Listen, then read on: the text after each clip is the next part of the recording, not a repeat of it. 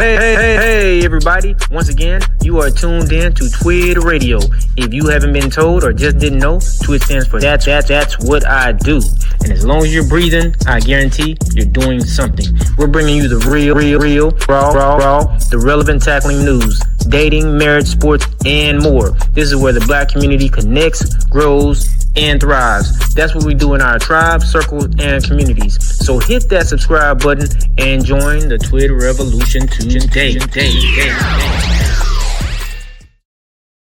Good evening, family. Once again, you have been tuned in, or should I say, are tuned in with TWID Radio. Family, if you don't know, TWID stands for That's What I Do. Look at the bottom of the ticker. If you want to be a blessing, just hit your boy up at Cashapp $, capital TWID10. Family, let's get into it. So, woman says her people are miserable. Let me load this up in the queue, family, because this right here is pretty interesting, to say the least. It's pretty interesting. Let's see. There we go. So let's see what this lady is talking about concerning her people. Are not happy. I'm Kylie, and I grew up in a very conservative area. I wanted to say that a lot of white people genuinely live some of the most miserable and isolated lives that you could even imagine. I think there are 3 reasons for this. The first is that there is just a general idea of just hyper-individualism and hoarding of resources. A lot of them are extremely stingy, don't tip well, and also don't donate to local charities. They're very isolated, and what few friends they have, their connection is built upon shared bigotry, which is obviously not a strong connection. Wow, that part right there really got me. Shared bigotry. It's almost like the liberal crowd. Yeah, they're they got a lot of shared bigotry. See, people tend to think the left, the liberals, are loving. The L don't stand for loving. It might stand for liars. It don't stand for loving. Of course, then the MAGA, what I'm saying, they're pretty much the same. They're shared bigotry, shared beliefs. And most of that bigotry that she's talking about is the bigotry towards not Asians, not Hispanics, not that shared bigotry based on history has been that shared bigotry towards my people, black people. Let me rewind that just a little bit. That hit me a little. Shared bigotry.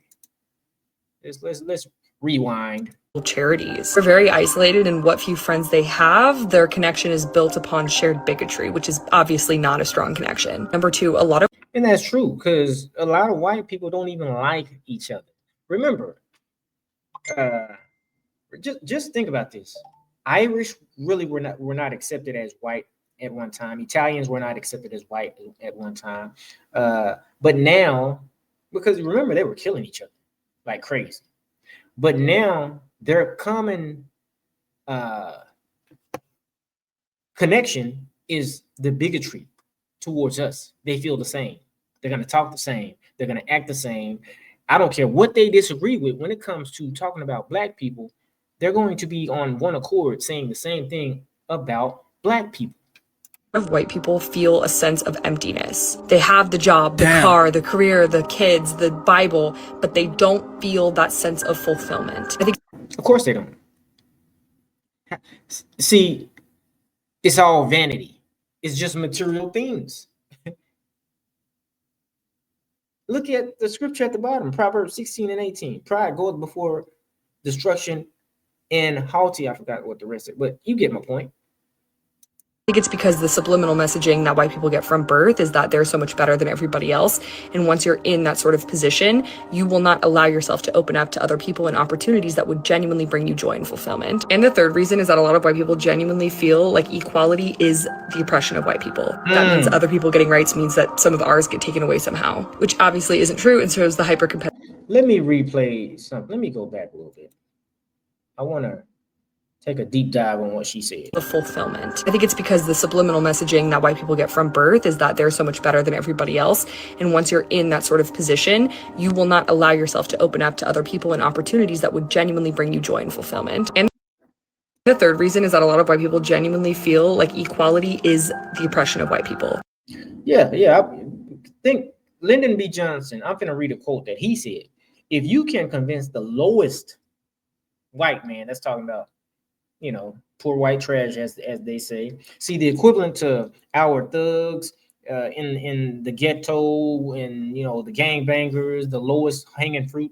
The equivalent to that with them would be the trailer parks. You go to the trailer parks. I kind of wonder why the over policing in the ghetto. I wish they would do that in the trailer parks, but they don't. That's a whole nother conversation. But Lyndon B. Johnson said, if you can convince the lowest white man he's better than the best colored man, he won't notice you're picking his pocket. Hell, give him somebody to look down on and he'll empty his pockets. I mean, he's basically telling you. What she's saying is what he stated years ago. There's nothing new under the sun. That means other people getting rights means that some of ours get taken away somehow, which obviously isn't true and shows the hyper-competitive nature of being white in America. This might be a hot take, but a lot of white people are. Okay. I'm going to stop it right there. Because we know this to be true. She may be telling us, but it don't change the fact that we know it to be true. We know it to be true because this is America. For one, we know it to be true because when we're dealing with something, or if somebody got a problem with us, you know what they do? You know what you hear when somebody got a problem with us?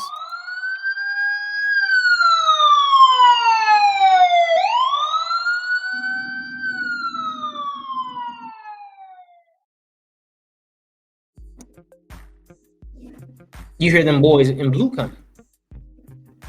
You hear them coming, and sometimes it may be us calling on us. It's understandable. But when they come to us aggressive.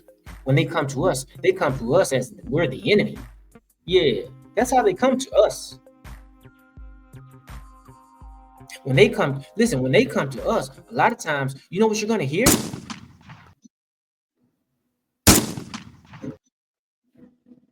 That's what you're going to hear a lot of times when they come to us. That's why they're miserable. Because they hate us.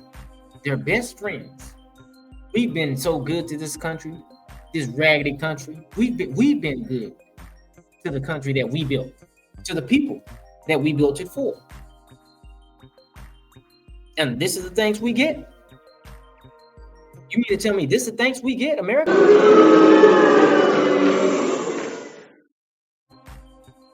Shame on y'all. But yours is coming. It's on the way. Well, no. It's here. Oh, Trump didn't turn out to be what you thought he'd be, huh? I bet he didn't. Oh, well. You wanted a king? Deal with your king. Family, you've been tuned into TWID. TWID stands for That's What I Do. Family, don't forget to like, share, and subscribe. And until next time, you know what I'm going to always say. All praises to the Most High. Peace.